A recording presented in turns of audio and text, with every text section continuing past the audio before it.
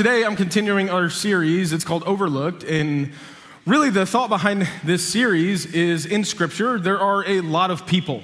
There are a lot of different characters, and many of these characters, they are talked about and seen for chapters and almost entire books of the Bible, and there's lots of details, and there's so much that we can learn from their lives. But then there's people who we often overlook because they just don't have a very high word count in Scripture. They're just kind of, sometimes their names are mentioned in a genealogy, or in the New Testament, it's kind of the shout-out list, and there's these people that if you're not careful, you just kind of skim by.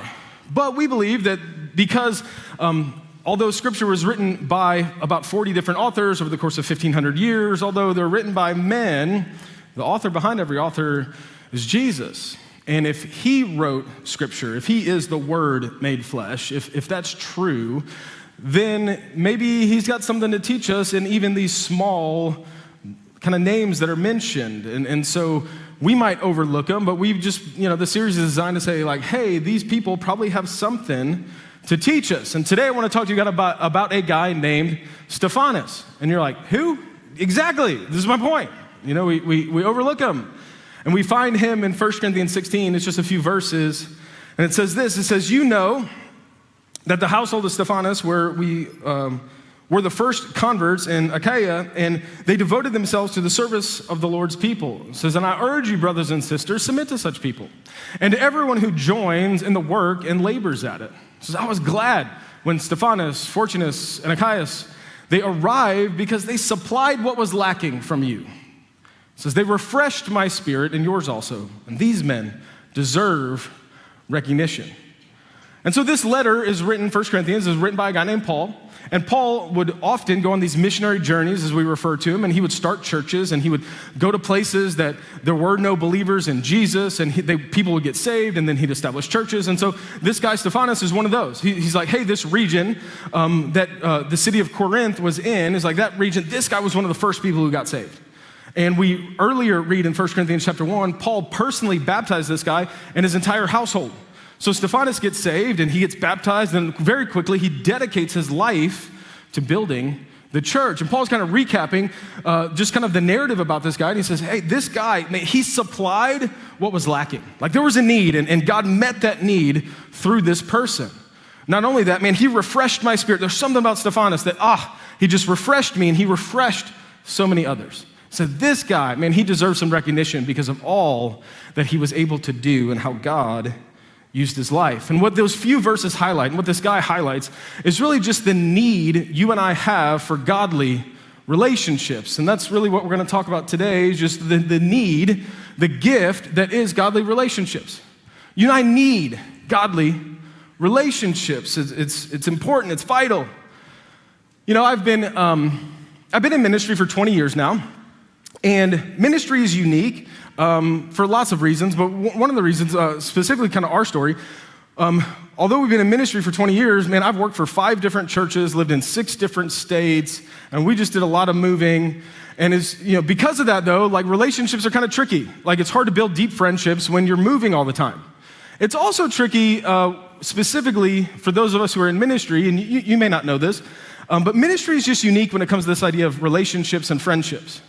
Couple reasons for that. One, like some people, if you're a pastor in a church, like some people want relationship with you kind of because what they can get out of you. It's like, give me the secret information and I want to help lead and steer the church. And so they kind of use you for their agenda. It's weird. Don't do that. Another reason is just like someone, when you're a pastor, like people just have weird expectations of you. And it's just like, man, they must be like living on a cloud of worship and prayer. And they just have to be like so spiritual. Like they must walk on water and just pray in the Spirit all the time. And And then they get around you and you're like, oh, you're a person like me with sin struggles. Like, yeah, that's why we all need a Savior. And his name's Jesus, it's not me.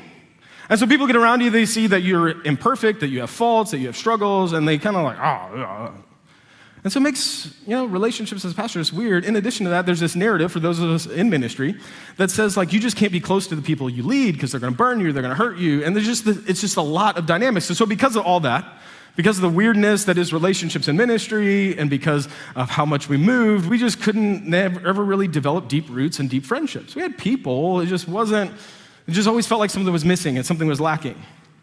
And so about 9 years, almost 9 years ago to the day, I got hired at Twin Rivers. So I've been here for 9 years, thank God. Yeah.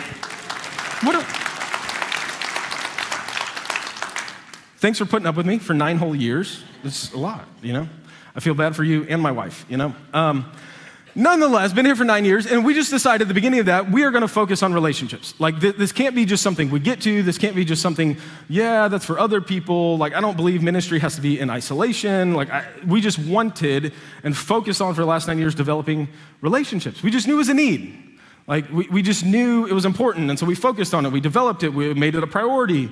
And really, this message is kind of like a little bit of just what we've learned over the last 9 years, what we've gotten wrong, and why it was hard, and just how to move forward so we can have the relationships that we knew we needed, and we knew we needed to have. And it was last month, we went through this like crazy day. It was just an awful day. It was like the cap of like an awful month ended on an awful day. And it just made me like realize like how glad I am that we've spent the last 9 years focusing on relationships. So it was July 15th, about a month ago. I'm here at work, and we were having some stuff done at our house.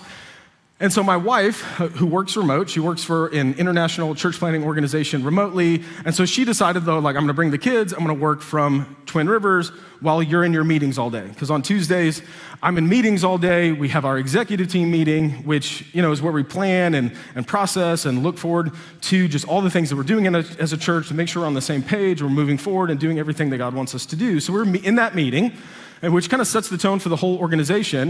And so I'm in that meeting, my wife sends me a text. She's like, hey, I'm not feeling good. I might need you to step out of the meeting. And I'm embarrassed to say, I got that text, and I was like, drama. Surely she knows I'm busy, and this is important.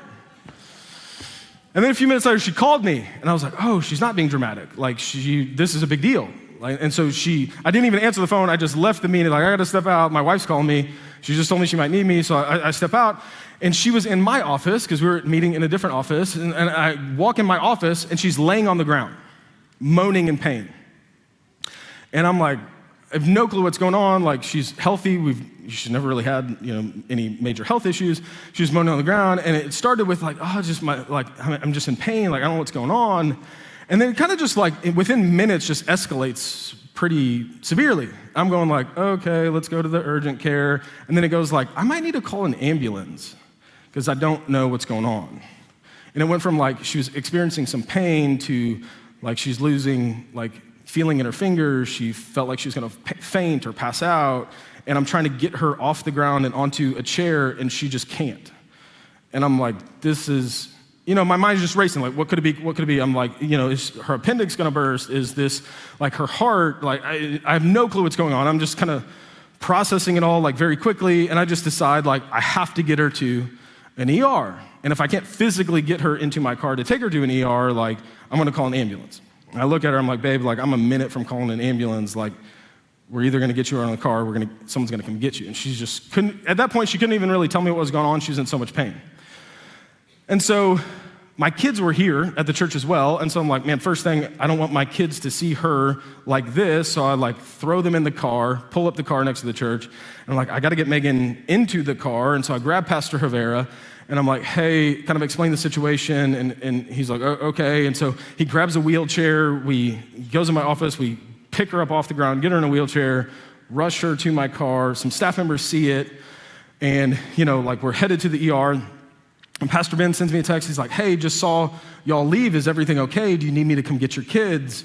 And I'm like, yes, because I do not want them to see their mother like this. They're already kind of panicked and freaked out.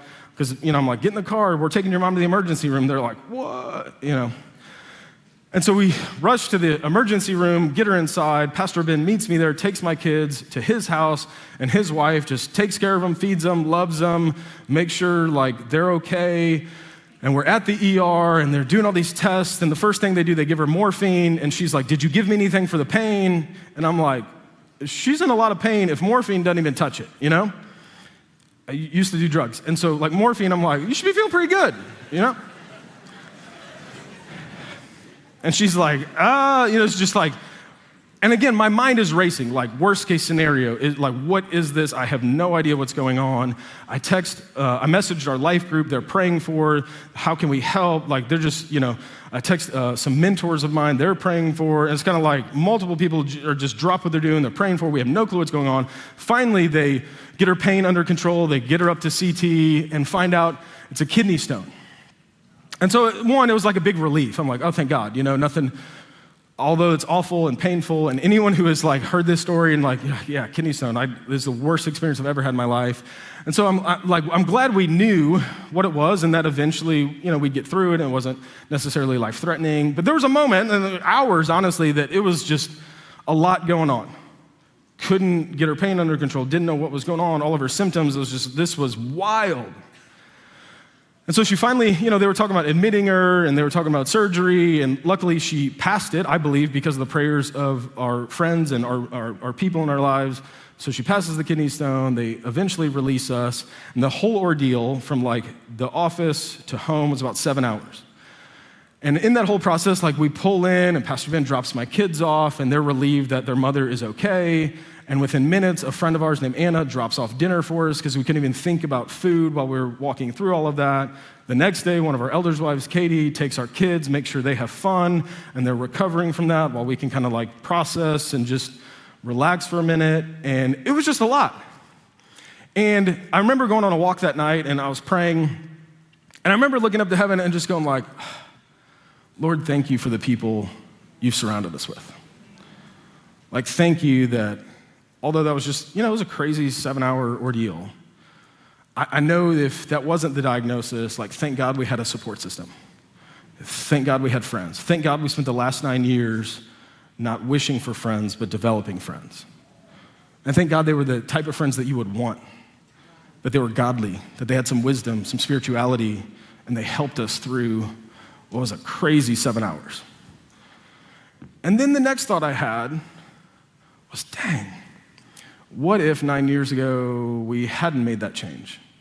What if 9 years ago would have been like our first 11 years in ministry, which was just a lot of turnover, a lot of shallow relationships, a lot of like, God bless you, brother, and that was it. Like, that day would have been a lot different. We would have got through it, like God's faithful and God's good. It just would have been a lot different. Like, just think about my children experiencing everything I experienced in the ER. I would have had nowhere to put them. Like, they would have watched all of that. They're 12 and 8. Like, I'm glad they didn't have to sit through all that. I'm glad I didn't have to think about dinner. I'm glad, like, the next day, friends showed up. I'm glad that we had multiple people, like, how can I help? What can we do? What do you need? Like, immediately, dozens of people were surrounding us. I'm just great. Like, again, I just think about what it would have been a lot different of an experience had we been isolated. It would have been a lot different experience had we not focused on the relationships that we took almost a decade developing. And you might hear that story and you're like, man, I don't know if my friends would do that. I don't know if I have a community like that. You hear a story like that and you go like, but I wish I did. I wish I had the friends that would show up like that. I wish I could be that friend to someone. I just wish I had that community. And all of us, we can acknowledge the benefit of godly relationships. We can acknowledge what a gift that would be in our lives, but then many of us don't have it though. Why? I have a couple thoughts. My list isn't exhaustive, but there's a couple of reasons why we struggle to have the gift that is the godly relationships that the Lord wants in our lives, that we could develop, that we should develop. So why don't we have them? Here's just a couple simple thoughts. First one, our world is designed for isolation. The world we live in is tailored for us to be in isolation. What do I mean by that? There used to be a time in history in the early 1900s that people used to sit on their front porch and their children would play in the front yard and they spoke to each other. That was a normal societal experience, that your neighborhood was neighborly. That was normal. And then with the, automobiles kind of take over and driveways, which lead to garage doors, which means I can pull straight in, hit that button, whew. I didn't even have to say hi. Thank God. These people are crazy.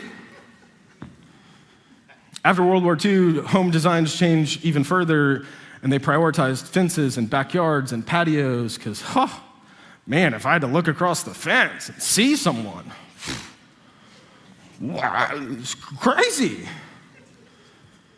And what started as just some design changes led to what sociologists call the disappearing neighbor effect. We just don't know people that we live next to anymore. Take that a step further, our whole society is trending towards isolation. Why do I say that? Let me just walk through a few examples. Like, you can DoorDash something that shows up at your house, and you better leave that at the door. Don't be knocking on my door. I'll say hi to you. I'll give you a tip to be silent and leave it. We do grocery deliveries now because, God forbid, you picked your own apples. You do your coffee order mobile so that you can walk in, pick it up, and don't have to say hi to anybody, which I'm actually glad about, because when I order this fall, when I order my pumpkin spice latte, I'm a man. It's kind of embarrassing. I'm glad I get to sneak in, you know? I don't like admitting that I'm a basic white girl, you know?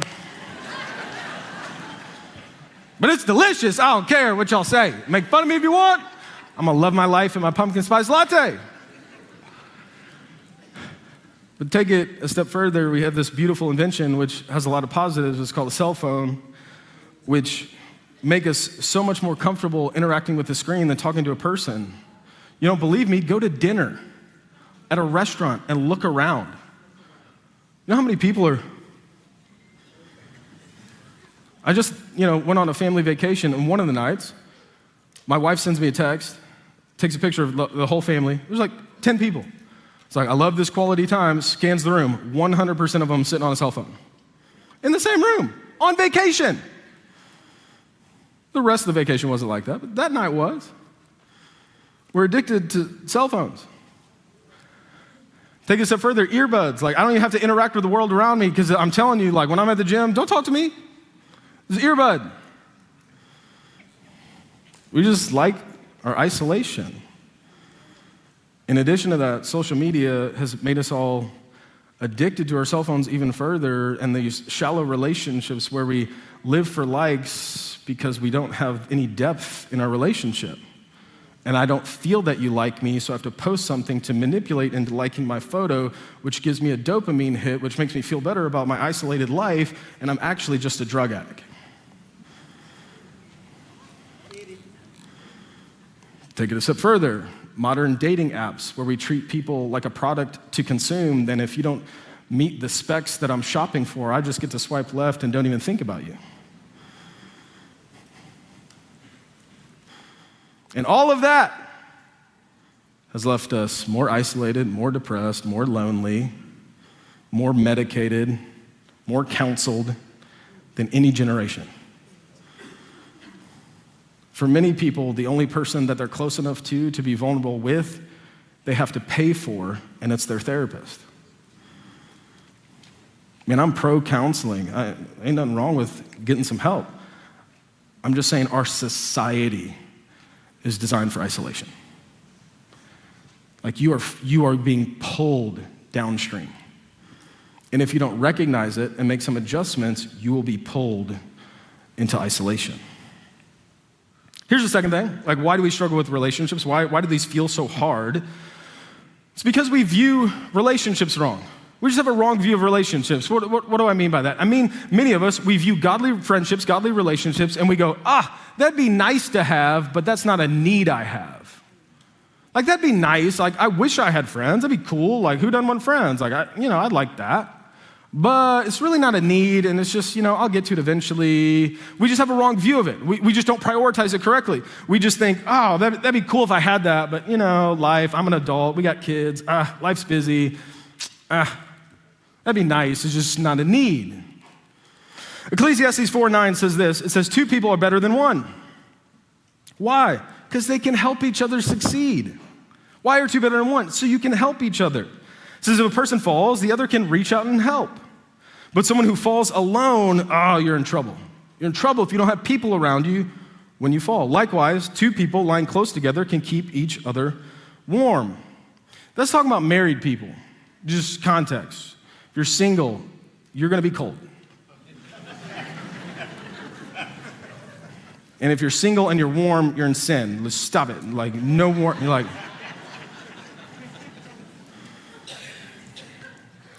But how can you be warm if you're alone? And then he says, a person standing alone can be attacked and defeated.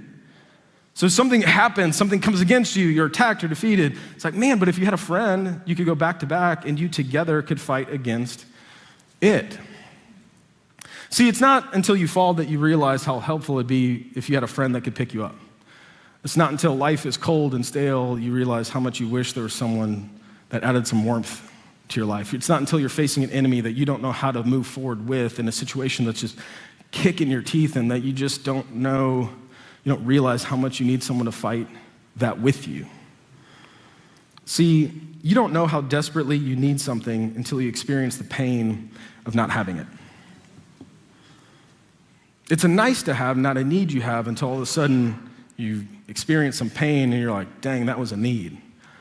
What do I mean by that? Like everyone knows, like I should work out, I should eat healthy, I should probably lose a little bit of weight. Like we know that, but it's not until you end up in an emergency room with a diagnosis that you're like, man, this wasn't just a nice to have, that was a need. It's not until you're hit with this unexpected expense that you just can't pay for and it's gonna have to go on the credit card that you realize, like, man, I guess I should have budgeted and lived below my means, and I needed to do that, and I just didn't focus on it.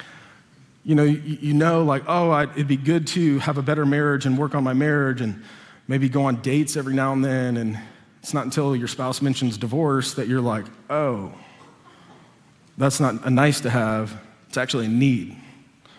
So we just view relationships wrong, and we have to change some things if we're gonna have the quality relationships that God desires for us. There's another reason why you and I struggle with relationships. Like, why don't we have godly relationships? What's another reason why you're not gonna like this one? And you're gonna immediately go like, nah, Justin, that's not true. And then I'm gonna prove to you how right I am. Just give me a couple minutes. So just let's acknowledge you won't like this, then I'll be right, and then you can make some changes. It's fine, it's good. So here's the third one, you believe a lie. You're like, what lie do I believe? You believe that you can't have godly relationships because you are just so busy. I'm too busy for that. I just can't add another thing to my life. If you knew my schedule, Justin, like I just can't, I don't have time for these relationships. Like people, there's so much time. Confession's good for the soul. Just admit that's a lie. Why do I say that? Everybody do this. Go like this, go like this, go like this. Do you know who is ridiculously responsible for how you spend your time? You turn this mug around and go, You are in control of how you spend your time. No, my job, like it's so busy. Who picked that job? Well, you tell me I don't have time to fill out my resume and like apply for new jobs. I don't have time. I'm so busy. I don't have time.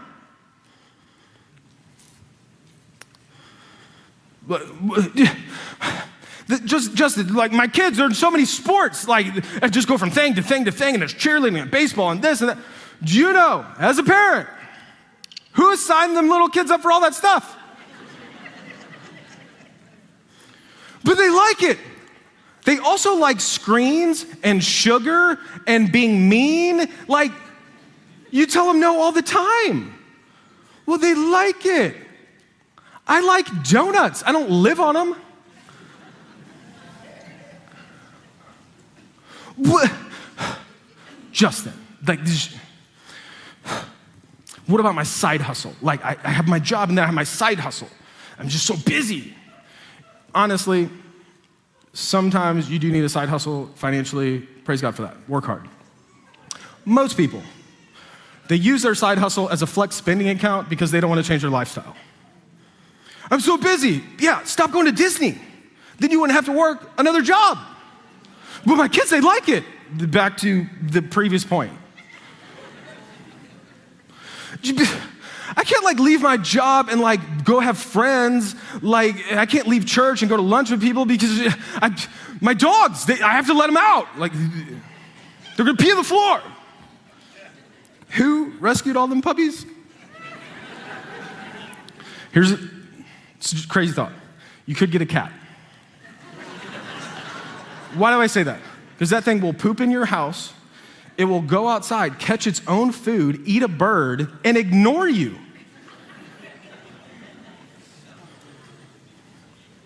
I'm sorry, I shouldn't have said that. We all know cats are demonic. I didn't mean to say that. I'm not suggesting you be a weird cat person. Like, I'm sorry. Take that back. We love Spike. But what about my me time? I'm so busy. I'm so busy. I also have to have some me recovery time. Yes, I acknowledge the average American watches TV for 3.5 hours.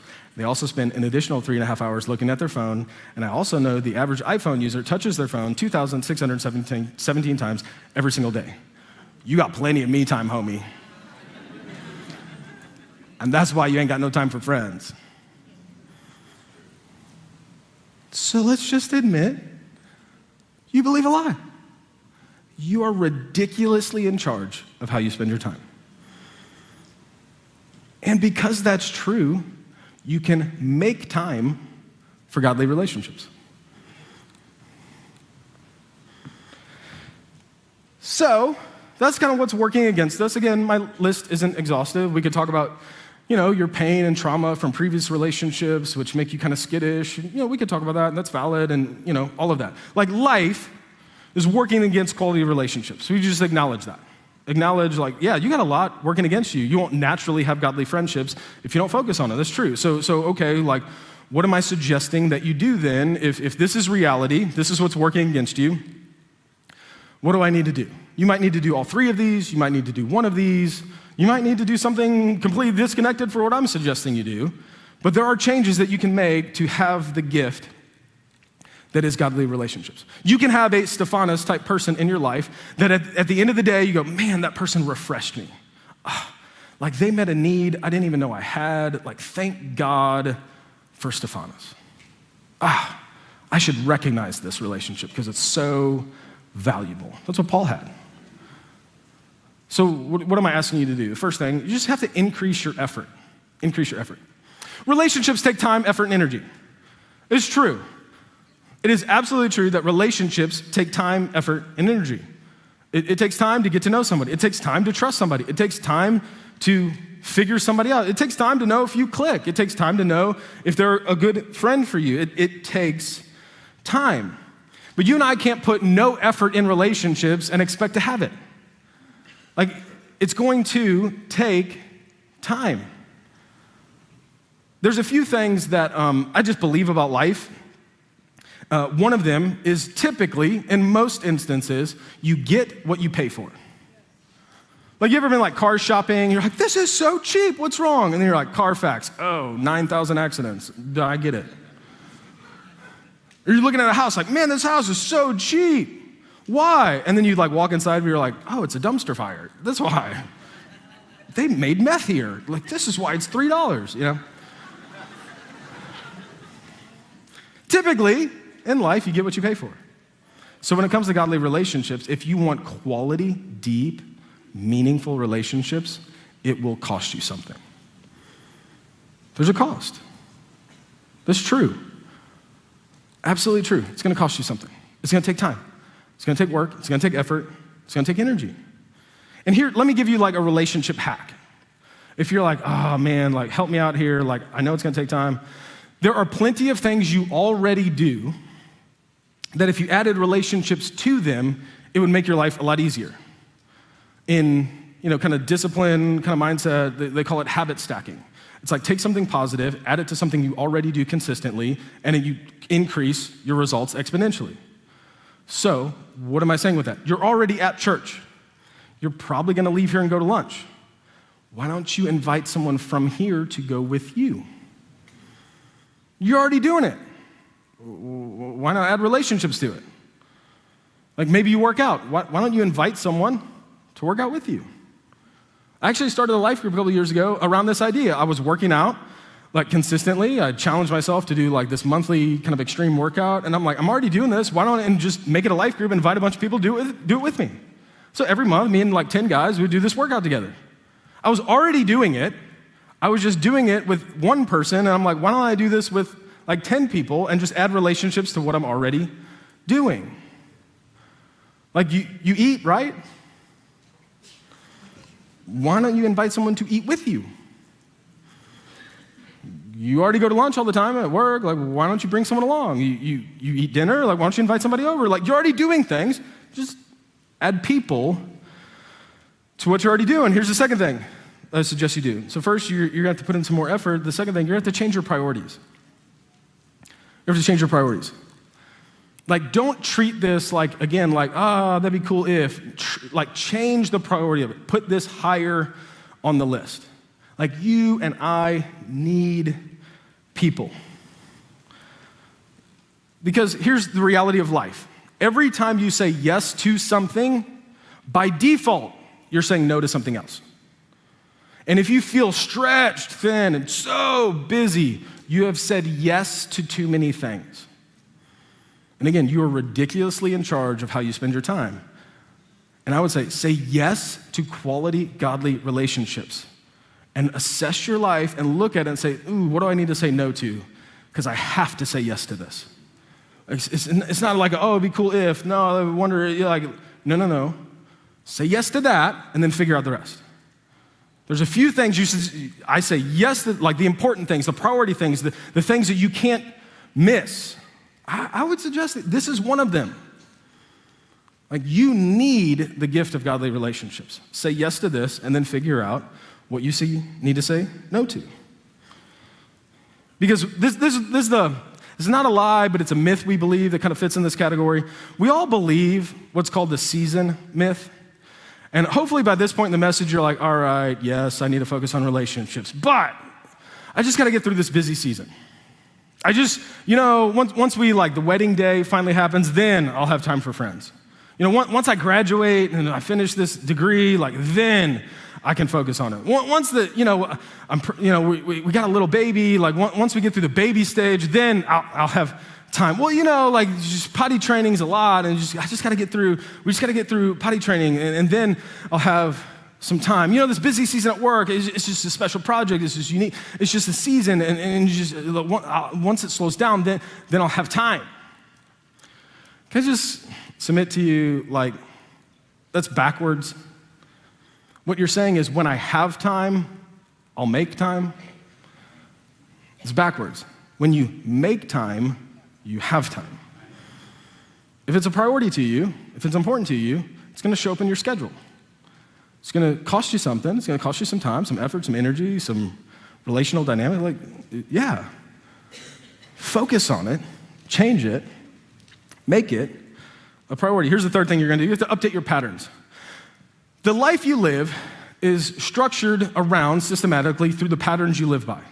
You may not know this, you may not really think of it like this, but your life has patterns and cycles to it. And those patterns and cycles produce the results you're getting.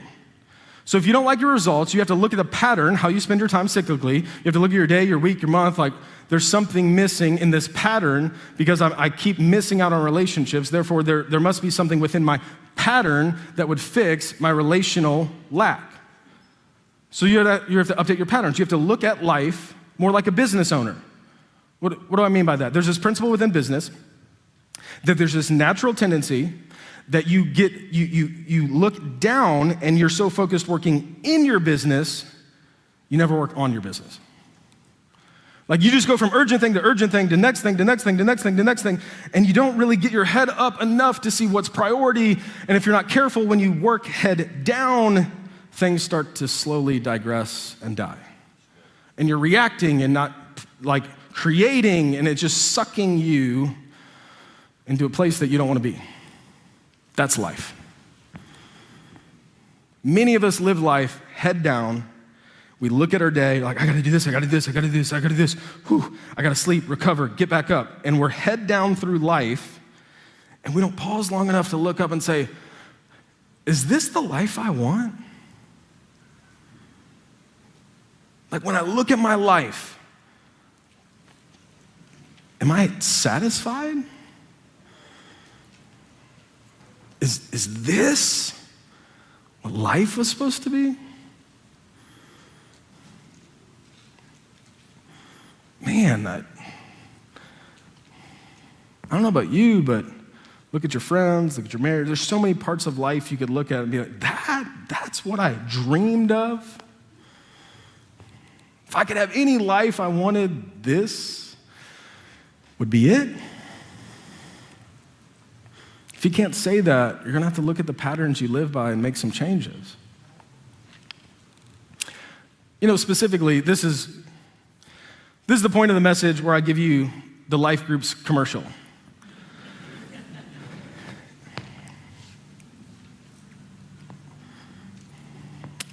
But let me just help you real quick. Our church is designed with relationships as a priority. And that's why we have life groups. It's not like we're bored and like, what can we convince these suckers to do? Like, let's throw them in groups together and watch them. Be a fun reality TV show. Like, this is not, we have meetings, we plan, like we just, you might be asking, maybe the church you came from, they had Sunday night services and Wednesday night services and Sunday morning services. You come here and you're like, we don't have that. Why? We have life groups because getting a group of people in somebody's home is more important than another service for you to ignore the person next to you.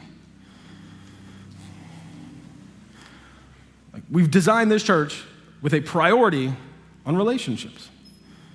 So if you acknowledge, like, man, I wish I had quality friends, I wish I had deeper relationships, I wish I had that, and if you're not in a life group, I just don't understand it. It's like we've presented this beautiful meal and you're like, I'm starving. I don't want that. Why? Well, I'm nervous. Yeah, I hear you. Relationships take time. There's a cost. There was a time in my life that my wife, Megan, she was a stranger too. And then over time, with a lot of effort, a lot of energy, now she lives with me. She sleeps next to me. She was a stranger at one point. Yeah, it's true. But relationships are too important for you to get to it one day. Because the quality of your life is determined by the relationships you have. Not how much money you make, not how many vacations you go on, not how much is in your bank account. A full life is full of relationships.